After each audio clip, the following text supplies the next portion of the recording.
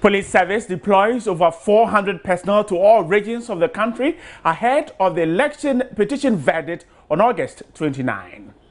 Deployed to go see the ground where you are being sent and get your local knowledge well before time. Because we are about almost 1 week to the time, but we are deploying you to go and help the local police. So you are going there as a support unit. Director General of the Police Operations COP John Kudalo said the personnel will offer assistance to already existing colleagues in areas they are being posted to. And this is today's big story.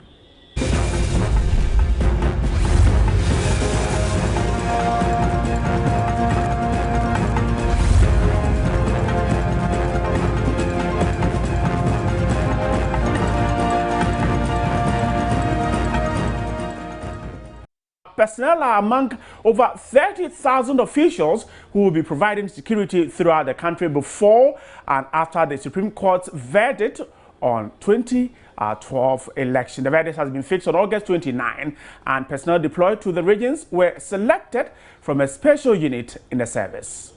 Deployed to go see the ground where you are being sent and get your local knowledge well before time. Because we are about almost 1 week to the time, but we are deploying you to go and help the local police. So you are going there as a support unit. So whenever there's any difficulty for them, you have the equipment, you have the training to assist them. And we are, in policing, we have two parts. We have the soft part and what? And the hard part. And the hard part is what we are going to do now. That is policing proper.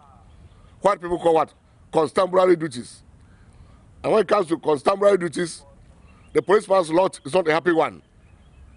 I repeat, when it comes to constabulary duties, that doing proper policing in the field, in the slums, in the gutters, which is rare policing, our lot is not a happy one. We have the softer part, which is the everyday routine policing. So we are going now in a very critical period where we await the decision of a very special event. And special events, what? Demand special preparations. So I know that your training has been quite tedious, arduous, and difficult. But they say, difficult training, what? Is a battle. Difficult training is a battle. So that the good people of this country will have that enabling environment to go about their daily chores without any fear of intimidation or molestation. So they go freely to their work site. Right, so a lot of motivation there, and in the studio is the Director of Public Affairs of the Ghana Police Service, DSP Swathi Asare. Welcome to today's big story. Now, first of all, we saw Akwetia, we saw Chiriponi, and that were after very heavy, massive deployment. Now, how different is this, and how well is it going to work? Yeah, thank you. And I can also say that our deployments have been largely successful, considering the kind of elections that we have had over the years, right? Including the recent one that we had, and so a few skirmishes could not be used to tarnish the effort and the image of the elections, right? And that we have. Held in the country, and the effort that the security agencies have put in. So I can assure you that this one is special in its own way, because it's about a novelty as far as the court case is concerned. And if we're able to provide security for the 2012 general election, which generated so much controversy and heat, I think that with the help of the Almighty God and the contribution and support of the public of Ghana, we are going to summon this one also. We are told these are special units with special skills and equipment that are completely different. Tell us about it. Yeah, when you talk about the formed police unit, it is a unit within the police service that responds to the United Nations standards of that kind of armed police unit. And as we speak, the formed police unit has got so many expertise within it, and so many specialities. We have those who are expert in riot control.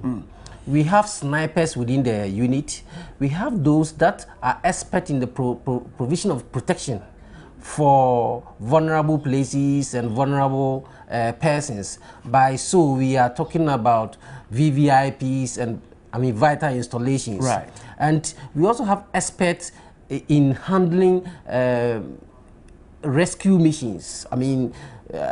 People who have been adopted, who have been captured. We have experts within the group that can rescue such persons. So we have so many expertise and specialties within the group.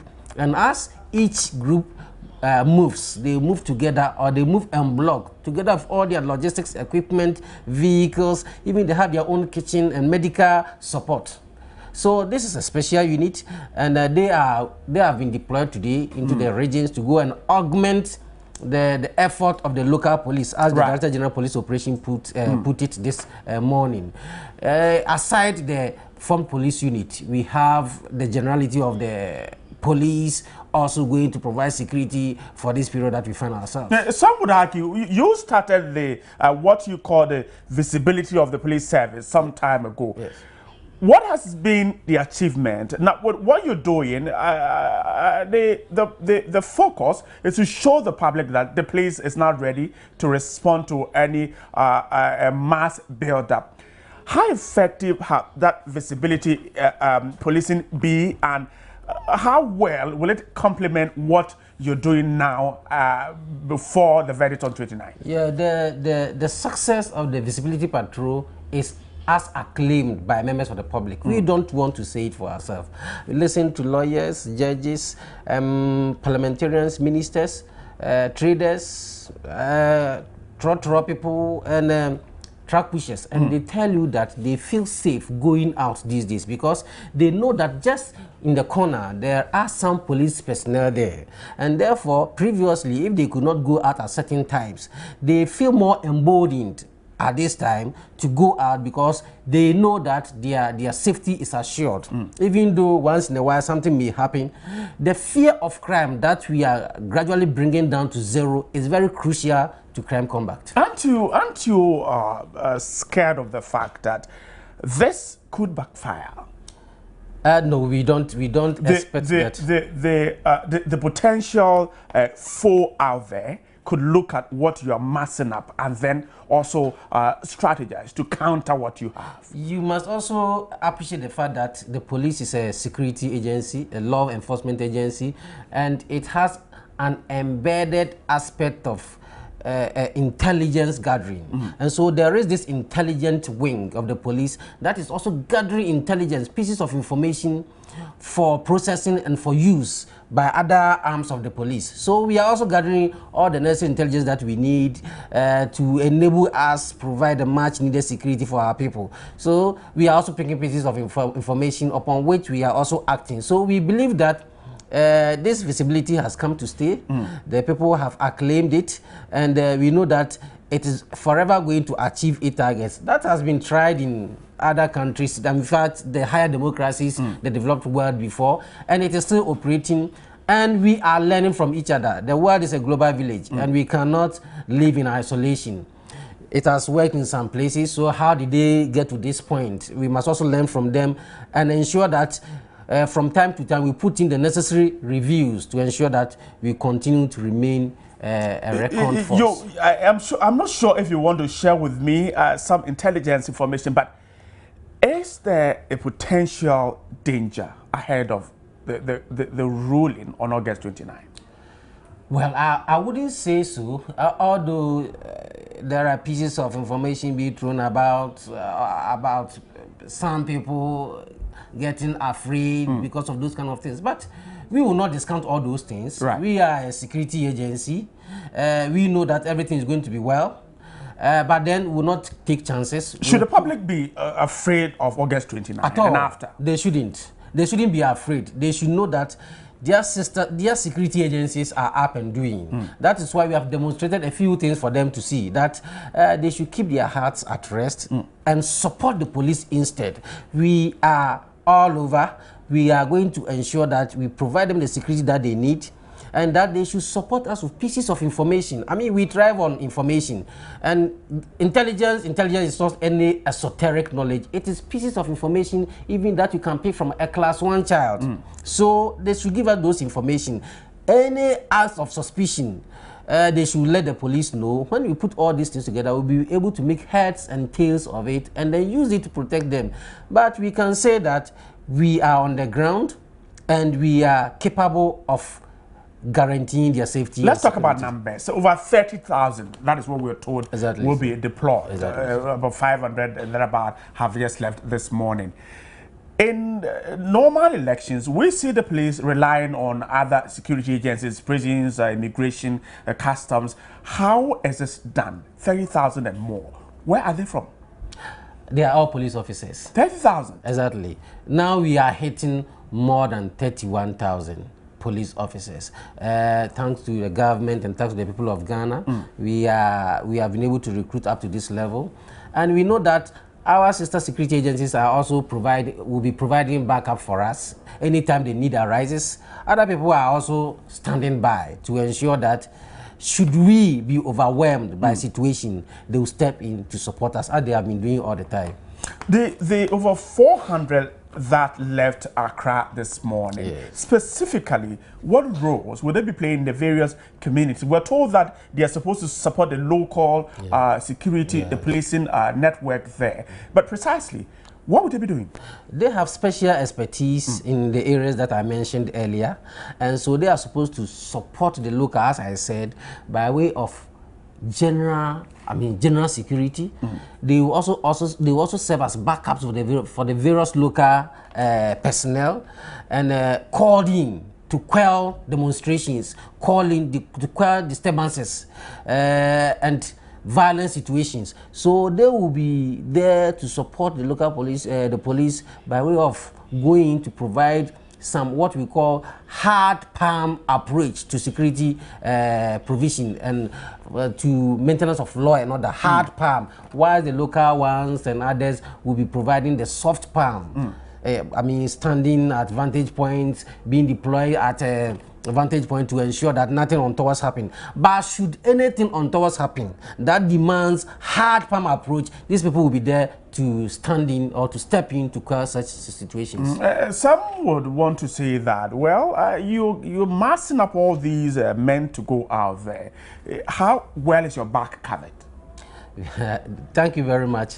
Once again, I will say that we are a security institution and a law enforcement agency as that, and therefore we have taken everything into consideration. The over 30 something that we are talking about are not all going to push onto the field. We will have a backup that will fall upon any time the need arises.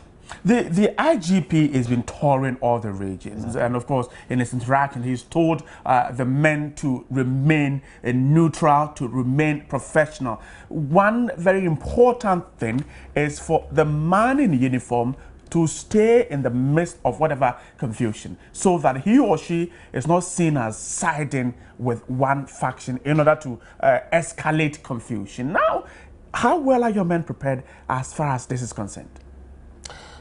You can trust the policeman to remain neutral in the midst of all this. In the localities where some of them have lived and worked all their lives, you find them siding with certain factions. Exactly. You realize that over the years, the police, we have strove to remain very neutral and not embroil ourselves in politics. And that is what accounts for the huge success that we have chalked over the years. You don't often, in fact, prior to the 2012 election, there were allegations of police being able to align with certain political factions and other things. But eventually, if there was any election that was best, secured and protected, it was the 2012 election. And after the election, no finger was raised against the police. And everybody was praising the police, commending us for a yeoman's job done. And we can do it again, and we can do it anytime we are called upon to provide this security. That is our mandate. That's what we are paid to do. And as the IGP said, we are charged to remain professional. Even in the face of extreme provocation, you have to remain professional. The police will mass up out there with all the equipment, with all that it needs to keep the public safety. What role is the citizens of this country? Well, the citizen has a huge role to play. We are civilians in uniform, and the citizens are police officers in mufti, in civil dress. So we are all playing the same role to ensure that our country remains a peaceful place. So they are supposed to volunteer pieces of information to the police. Especially with the flashpoint. Yes. Areas where we know there could be a few skirmishes here and there. On all areas, it's not only even the flashpoint. Because one thing we must know is that flashpoints are dynamic. An area that used to be flashpoint tomorrow, or yesterday, can be a harmless place tomorrow. And a more harmless place yesterday can be a flashpoint. So we are not kind of stereotyped when we talk about flashpoint. Right. We are also flexible because we know that flashpoints are also flexible. They are dynamic, they change. And so we are expecting the public to support the police with pieces of information. And the most crucial issue that we expect from them, crucial thing that we expect from them is that let me just hold it. Let me speak to Mr. Emmanuel Swathi, a security analyst. Mr. Swathi, great to have you on today's big story. Now, first of all, you saw the massive show of force by the police this morning, deploying some personnel to the regions, and you have seen in the days leading up to August 29 exactly what they are doing, aimed at ensuring peace after. Is this what we need to get the country right on its feet after 29 August? Yes, good evening to you. Good evening to your listeners. Thank you for having me. Now, I think that first thing for me is that security is a very contested discipline. And there are various schools of thought. There are those who, for example, hold a strong view that visibility leads to deterrence to bad people, and then leads to reassurance to those who are law abiding. But you have to secure that with particular context. In other words, the view of security and people's view and people's notions of security is also shaped and informed and influenced by their particular historical past, their social standing, their culture, a combination of all this put together, the position of the state. So, for example, in America, they might like visibility. I remember years back, I think it's when the Oklahoma bombing, the Union bomber happened, I think the following day, or even after that, you see the military on the street, just reassuring the American people. I think the American society is like that. I think for the Ghanaian society, we are still evolving. And I think that what people are seeing now, for me, is a reflective of the orientation of the top police hierarchy. And I think that that is struggling to fit within the Ghanaian context at this particular time. I'll explain. What I mean by that is that everybody is on a learning curve. The police is learning how to respond to this. The ordinary Ghanaian in urban centers is also struggling to understand this massive deployment, because for them, the deployment portends some untoward issues, some problems that the security is not telling us.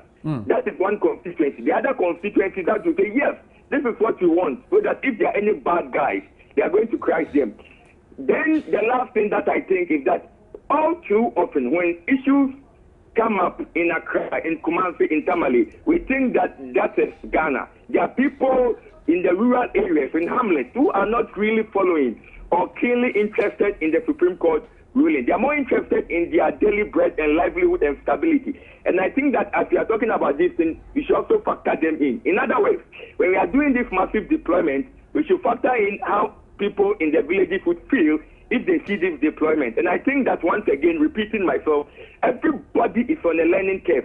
And if this issue should happen again, I'm sure as human as we are, we would have learned better than before. To conclude. You're not, don't conclude yet. You're not suggesting that what the police is doing, the massive deployment, will not be an exercise in futility. Is that what you're suggesting? If futility means it's not going to be unsuccessful, yes, I think that not only the police. You see, I'm going beyond the police. The security sector goes way beyond the police. Let's take the Arab Spring. Let's take Liberia. Let's take Sierra Leone. They had functional security agencies, but the security agencies themselves, with all the intelligence, couldn't hold those countries. In other words, the security has done something I think is very good, which is that they've opened the space for security actors like civil society and the media and the political parties to be at least part of the strategic coordination that is going on. And I think that winning the hearts and minds of people through communication, through invitation, I'm sure that for me, that is more of a strength, and that will let us transcend the 29th than just leaving all the burden on the police, the military, the intelligence to do the work. You're not convinced, Mr. Swathi, you're not convinced that the peace efforts from civil society, from the government itself, from members of parliament, from the Christian Council, all these people, you're not convinced that that alone has won the heart of many, and that what the police is doing is only an added thing to get, let me put it, to put the icing on the cake? No, not that. I can break it down to percentages. That it can be done. For example, if it's 100 is the security, I think that if you are breaking it, I think civil society has contributed fairly well. I'll put it about 40 to 45%. The security agencies, the police, the military, the intelligence, I'll give them about 55. In other words, it is quite a balanced contribution. The police alone, it is true that they are the first line internal policing, and that's what they do normally has an effect on the broader security. However, that is not the only way to secure peace, security, and development. The ordinary Ghanaian, the political parties, civil society, media, because you see, when you have such issue coming up, such an event, you generate scenarios. And the scenarios, you map the country. You might say this place, if this scenario comes at level 4, these areas are level 1. Now, the media then becomes an actor or the vehicle through which all the pockets can be linked. Somebody can call into a radio station or a TV station and say that in this area, people of this particular political persuasion or religious persuasion are being attacked. Somebody hears it in level 1 that you didn't plan would escalate. Have a reprisal attack. And then a level 1 will turn to 2, 3, 4. And then you start spreading violence across. So the police will do their part. But I'm saying that the media, calling programs, how you moderate your program, also contributes almost equally to complement what the police is doing. In other words, if there is mistrust and there's no confidence, it will not help whatever the police in the city will do. Right, hold the line. Mr. Swathi, don't go off the line. Hold on. Let me come back to Mr. DSP Cephas Arthur.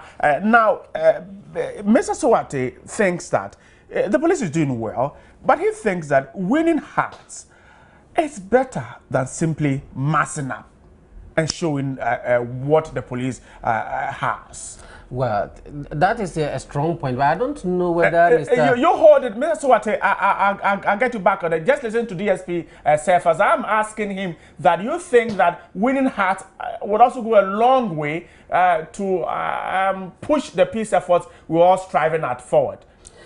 Yeah, I just wanted to say that I don't know whether Mr. Swathi has been following the police closely in these last few days, because you realize that the police has been posing a two-pronged approach to security provision.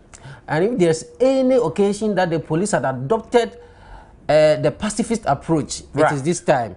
Let me say that although we are preparing militarily, we are also making peace by visiting the identifiable groupings, the stakeholders. You remember we went to the Islamic community by visiting the National Chief Imam.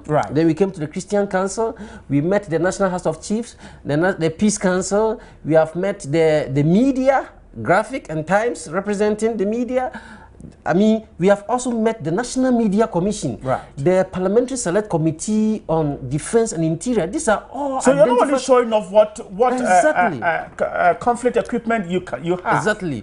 We want to emphasize the fact that although we are preparing when it comes to logistics, equipment, weapons, and other things, in case there are excesses, we are we prefer the pacifist approach where we talk peace and ensure that people don't embark on activities that will engender the use of these equipment that we are preparing with. So you realize that the approach has been two-pronged. Right. So we are talking peace whilst preparing, because we are a security agency, first and foremost, a law enforcement one as that, and we cannot say that because we are talking peace, because other groupings within the community or the society are working towards peace, we will fold our arms and watch them because there will be peace. Right. All said and done, there's the need for adequate preparation in case the unexpected happens. Then the police will be there to quell whatever confusion or violence. Mr. Swathi, let me come back to you. Now, with what the police is showing, do you think, where you sit as a security analyst, is the public scared? What will it do to the psyche of the public? Yeah, I thank you. I think that for you and the GSP to have gotten me wrong means that I didn't communicate well.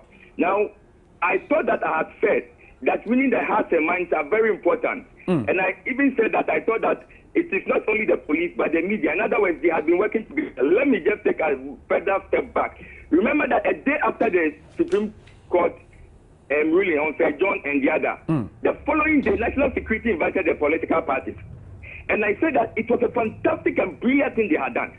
Not only because they invited them, but the timing. Why? Because in my view, that ruling had won the hearts and minds of a lot of Ghanaians, had built some trust and confidence across political parties to a fair extent.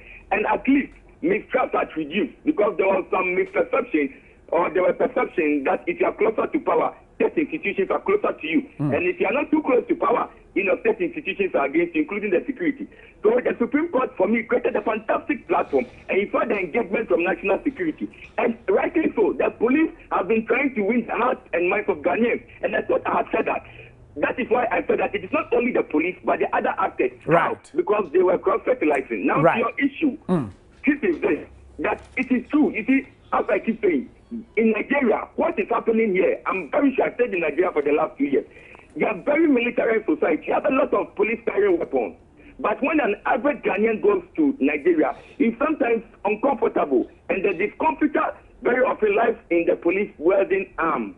But our society is still evolving. So what you are seeing, the deployment, for me, yes, you need to do that because the worst case scenario can happen. And you don't wait for the worst case to happen, even if it is only 15% likely to happen, and then start mobilizing because the training, the movement of the troop, and all these things go into place. So fine, they can deploy, but I'm saying that once the Ghanaians are learning, particularly in the urban centers, are learning to respond to the massive deployment, those in the rural areas may also be struggling. And as we try to use the force, the police, yes, the security are trying to win the hearts and minds and build more trust and confidence. Right. But to conclude, my brother, the police, the security will be under tremendous pressure because if they're not careful, people will read them to support one party or the other. So we should also make room for them to make errors because they will make errors, they will learn. Media will make errors, they will learn. Civil society will make errors, they will learn. And together we will build country and we'll be happy and make sure that we go beyond 29 as a country